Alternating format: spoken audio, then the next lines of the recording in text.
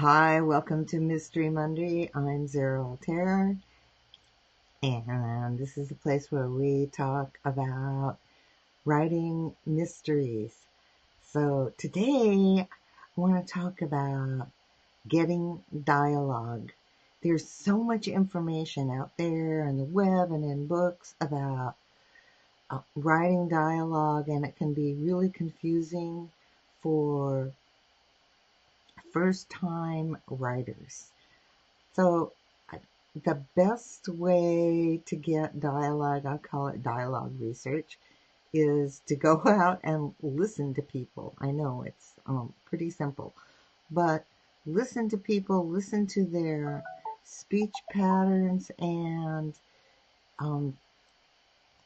and also observe how they move and what their body language is.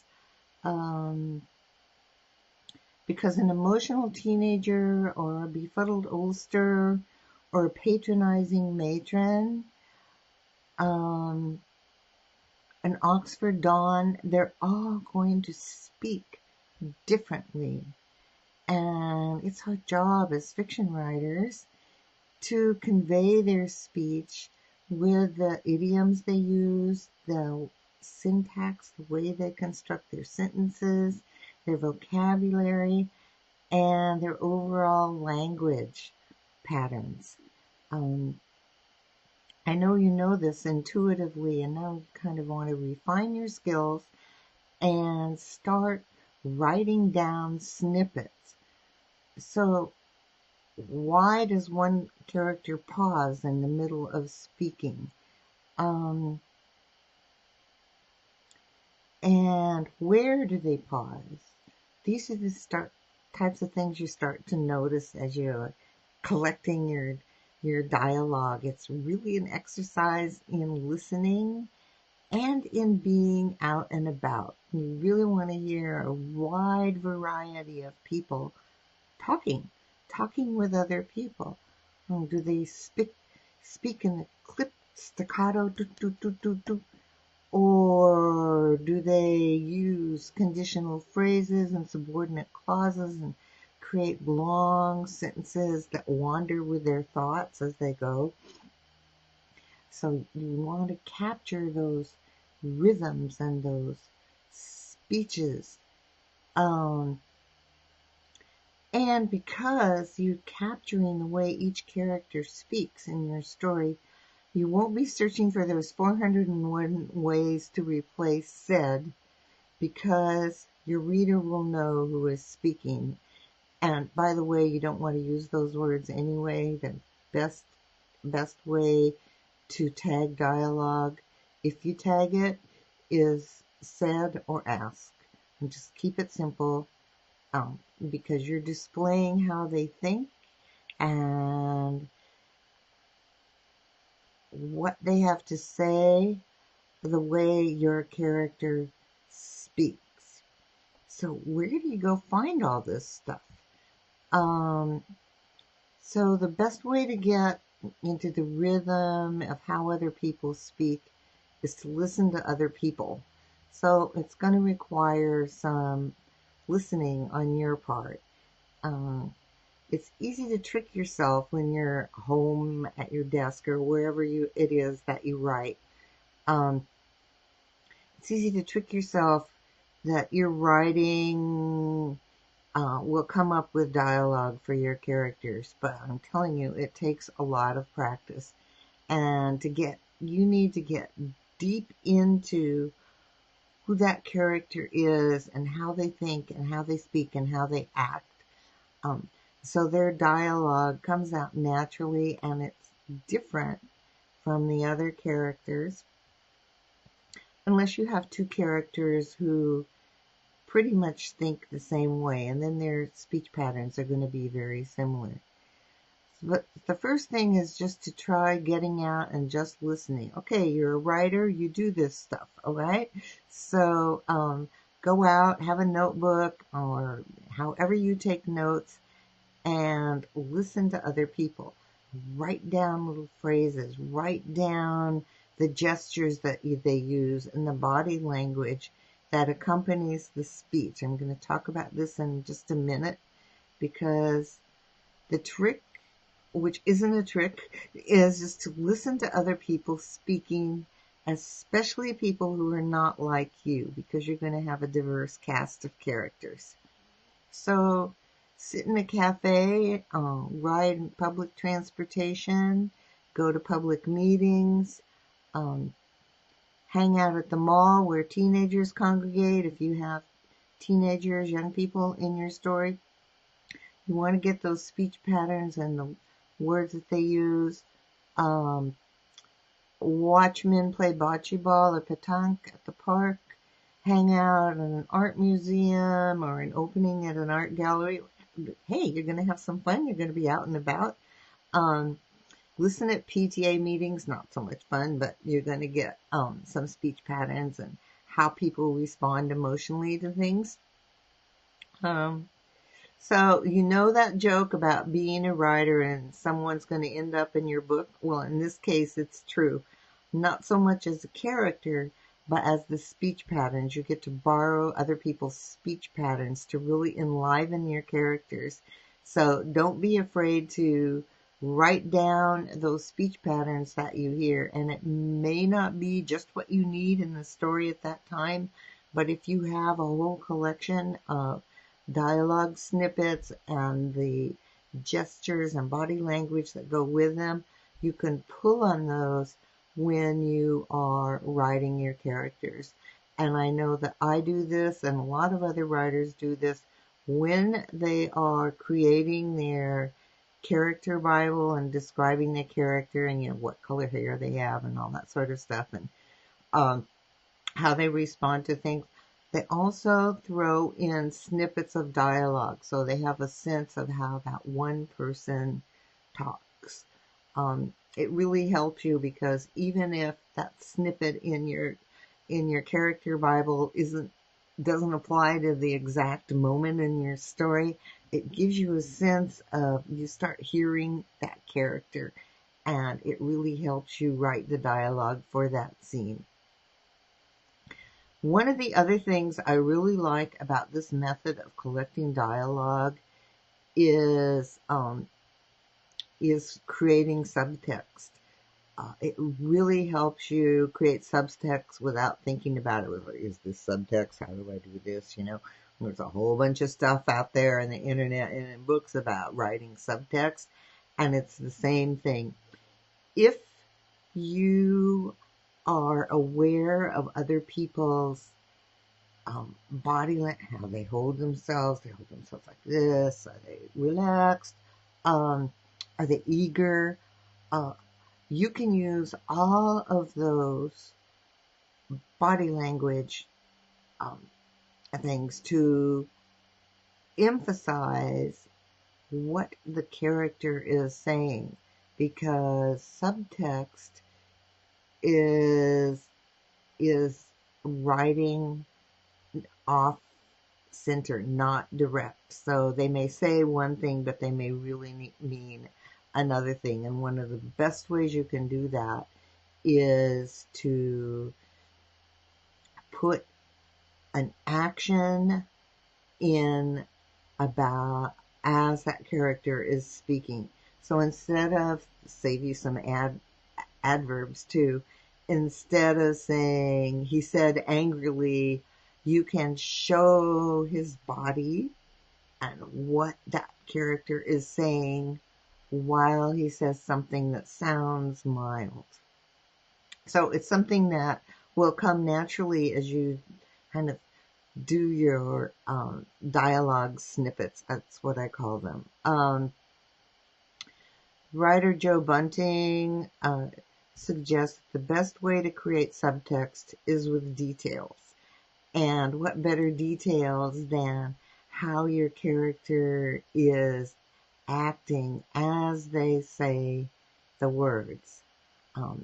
This is actually much harder in screenwriting than in narrative fiction, because in screenwriting with dialogue, you're really giving the director and the actors the ability to interpret that dialogue. But as fiction writers, we get to nail it down how that character is acting, or what they are doing, how they're holding their body as they say the words that they say. So we get speech patterns and inflections and facial expressions and body language. Those are all details that bring the words your character speaks to life and puts them in the context of that character. And that character acting in the scene puts them in the context in the scene and in relationship with the other characters in that scene. So I call it the research of observation. And I think it's a skill that every writer needs to develop, is getting to know how other human beings act. I mean, there's hundreds of articles and videos and books and educational tools that can really confuse beginning writers, and long diatribes about writing dialogue. And I think the fastest shortcut that you can use is actually listening to other people. And if it helps when you're at home, don't do this in public, but if it helps when you're at home, try saying those words that you've written down and acting the way that person that you saw acted while they were saying the words. And that's really going to give you a sense of how your character is going to act inside your story. It's absolutely the best research you can do for dialogue. And then go into the head of each character as they speak. Okay, so shortcut to reading all that stuff about writing dialogue, and just listen and watch people. Be an observer of human activity. So thank you very much. It's Mystery Monday, and I'm Zara Altair, and we're talking about writing mysteries and all the problems that writers have, and tips to help overcome and just keep writing your story. Okay, so questions. Okay. My detective is a cop and she has a team. Okay, that's good. And I'm having trouble keeping them separate. They all seem the same. Okay, it's easy, especially for first-time writers, it's easy to see a detective's team as the force. And this happens a lot. This really happens a lot. They're not the protagonists, they're, the other people.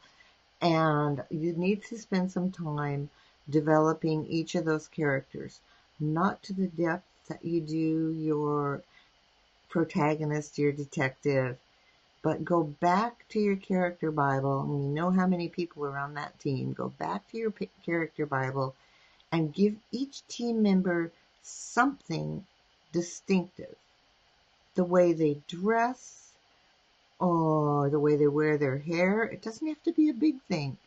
Their attitude, whether they go by the book or not. You can have two team members. One always goes by the book and the other one pushes the edges every time. Just give each team member something that helps your reader understand them. Otherwise, they're going to be lost with Jim, Sue, and Mary said, and all this stuff. And so you want to make sure that you have each character has a distinct personality, and those dialogue snippets are really going to help you with this. They're really going to help. So focus on their shortcomings or their strength. All you need is one to kind of separate them from the others. And especially in law enforcement, people often work in teams of 2 or 3. So you only need that one thing for each member of the team to really set them in relationship to your protagonist. I really hope that helps. So a couple of things you might want to do is Tana French does this really well in her books. You might try reading something like Broken Harbor, where she introduces the characters in the team and how they interact with the main character as they approach the mystery. Um, Robert Harris in Fatherland, which is an alternative future novel, but a detective story. It's about a detective. He sets up really well the team members who support his detective, and the team members who do not support this detective.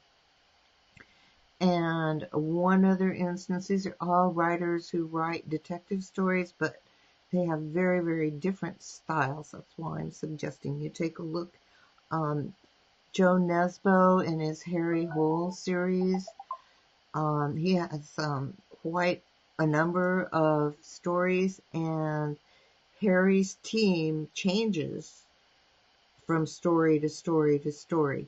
So within each story, you get a real sense of the team members that Harry is working with in those stories. So those may help you kind of get an idea of how to introduce team members who support and assist and or frustrate your detective. It's a big challenge when you're first writing your first mystery, and police procedurals are tough to write. You need to know a lot of stuff. So congratulations for taking that on, and I hope that helps. Let's see. Oh, I had some other ideas about that too. You can contact your local law enforcement agency and find out how many people are on a team. Which of those team members are the most important team members to interact with your detective? And another thing you can do to kind of gather those distinctions is these days many law enforcement agencies have public service events, meet your police force or meet your sheriff's department or whatever it might be, and they have a coffee hour or whatever. Go to those and watch the people who are there, see how they interact with people, because even in those brief, very public places, you'll notice differences. There may be someone who only talks to men. There may be someone who flirts with the women. So that's a great place to grab some details for your team member. Okay, I really hope that helps. Let's see, another question. Oh, yeah. Okay. I'm confused about the inciting incident and the first plot point. Help. Okay, so once again, especially for beginning writers, it's easy to get lost in all this beats and plots and labels and all those things. So my first suggestion is write your story and don't worry too much about those beats and plot points until you get to the editing stage. That's just kind of a general guideline. If you are using plotting aid, whether it's Save the Cat or the hundreds of them out there, and everybody has a different name for the same thing, then there's a difference between the inciting incident and the first plot point.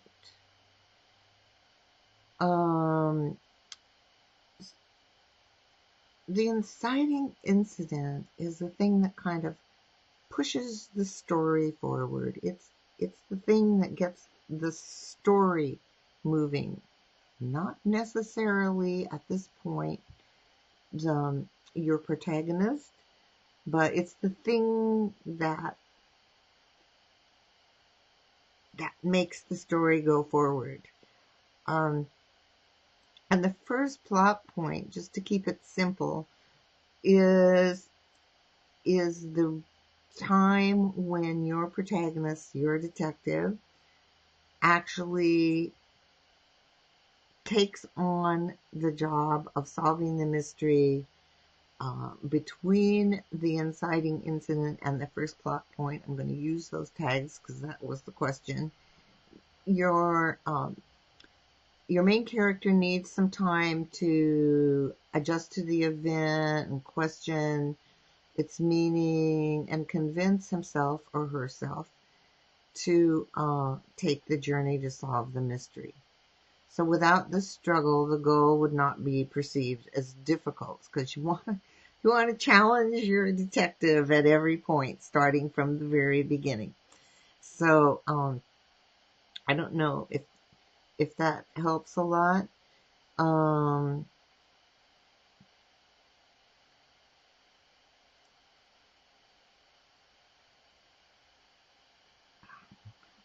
can I restate it?